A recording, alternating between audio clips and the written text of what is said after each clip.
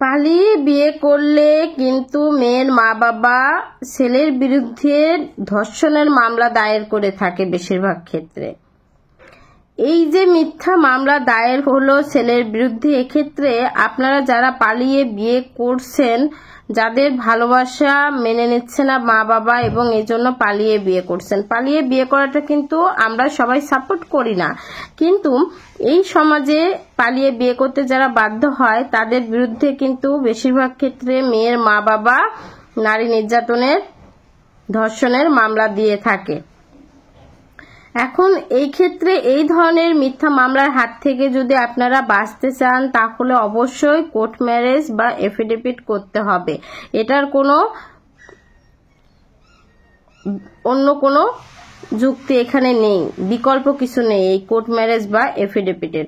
এই এফিডেভিট বা কোর্ট ম্যারেজে স্পষ্ট করে লেখা থাকে যে মেয়ে এবং ছেলে ইচ্ছাকৃতভাবে প্রাপ্ত বয়স্ক অবস্থায় একে অপরকে ভালোবেসে বিয়ে করেছে, এখানে কেউ কাউকে বাধ্য করেনি, জোর করেনি।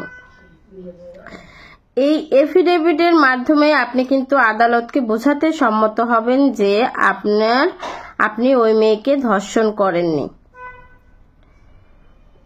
এটি প্রমাণের মাধ্যমে কিন্তু এ ধরনের মিথ্যা মামলার হাত থেকে আপনি রেহাই পাবেন। এছাড়া যখন আপনারা পালিয়ে বিয়ে করবেন তখন যদি আপনার শ্বশুর আপনার বিরুদ্ধে মামলা করার হুমকি দেয় বা অন্য কোনো হুমকি দিয়ে থাকে, আপনারা কিন্তু চাইলেই থানায় গিয়ে একটি জিডি দায়ের করতে পারেন এই বিষয়ে, তাহলে এই জিডিটাও কিন্তু আপনাদের কাজে আসবে।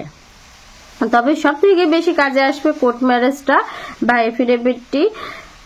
এই কোর্ট ম্যারেজ বা এফিডেভিট কেন করা লাগবে আরেকটি বিষয় বলি।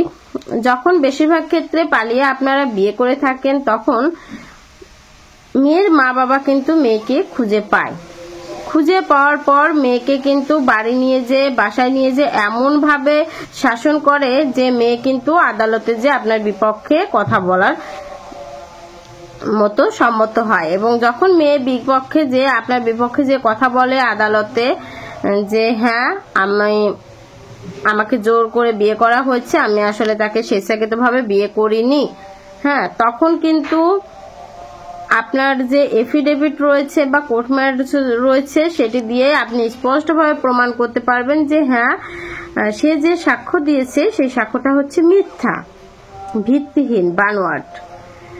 সেটা হচ্ছে এফিডেভিটে তো সে সিগনেচার করছে, সাক্ষীরা ছিল সাক্ষীদের সামনে, তার মানে এটাই কিন্তু আপনার ঢাল তলোয়ার হবে।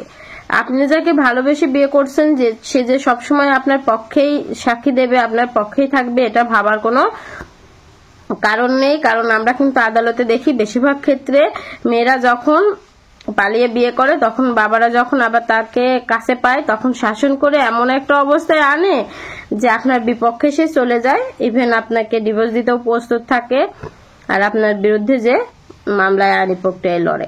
এই জন্যই আপনাদের সচেতনতা অবলম্বন করতে হবে। তবে কোর্ট ম্যারেজ বা এফিডেভিট করলেই হবে না, সাথে কিন্তু আপনাদেরকে অবশ্যই কাজের মাধ্যমে বিয়েটা রেজিস্ট্রি করে নিতে হবে, অবশ্যই নিতে হবে।